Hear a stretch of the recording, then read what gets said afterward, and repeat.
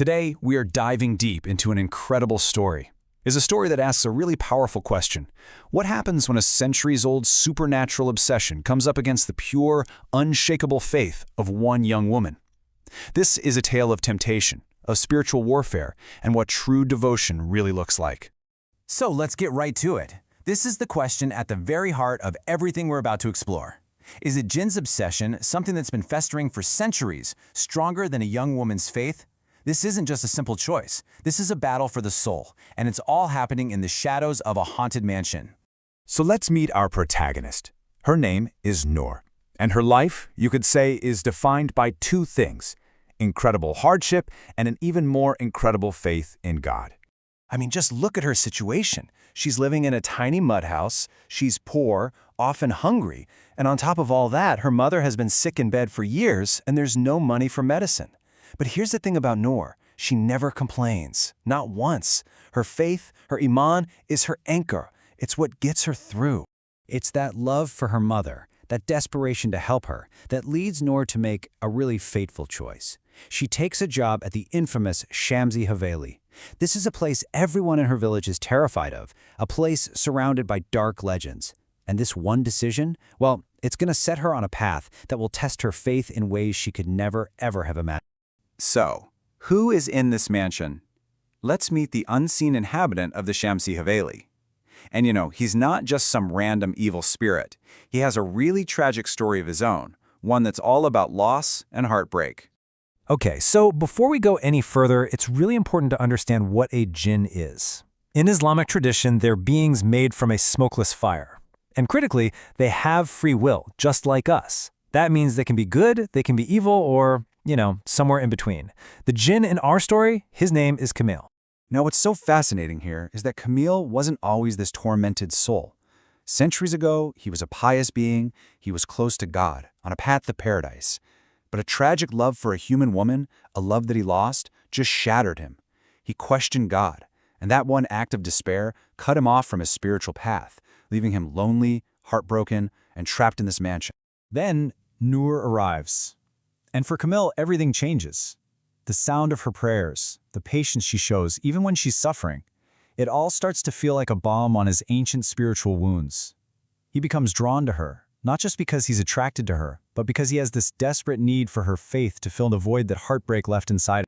So, Kamil decides he has to have her. But he's clever. He doesn't try to scare her. No, his plan is much more subtle. It's a plan of seduction, by offering her everything her difficult life is missing. And the first test comes when Noor is at her absolute lowest. She's weeping because she can't afford her mother's medicine. And then, right in front of her, a bag of gold coins just appears. It's the answer to her problems, but she's startled. She knows, instantly, this is no ordinary miracle. And the temptations just keep coming. Her simple bed is suddenly covered in silk sheets. The whole room fills with the scent of roses. The very medicine she was crying over just appear on a table. And then a voice starts whispering to her in her dreams, promising a life with no more suffering if she would just say yes, if she would just accept him. But Noor's response? It's immediate, and it is absolute. She knows these gifts are from some hidden creature, and she rejects every single one. Her faith is not for sale. She makes it perfectly clear. She is a servant of Allah, and she wants His help, not favors from a jinn. Now, Noor's powerful rejection, it doesn't go unnoticed. In fact, her steadfast faith starts to attract help from a very unexpected source, and her belief begins to transform into an active spiritual shield. A wise village elder, a man named Hafiz Ibrahim, is deep in prayer one night when he feels this sudden, urgent pull, a spiritual calling that tells him a pure soul is in danger. He follows that feeling, and it leads him right to the Shamsi Haveli, where he becomes Noor's guide and her protector. And look at this, he gives her a practical spiritual toolkit. He teaches her specific prayers and verses from the Quran, like Surah Al-Falaq and An-Nas, which are literally known as the two protectors. He tells her to repeat God's names and to purify the very air in the mansion by reciting Surah Al-Baqarah.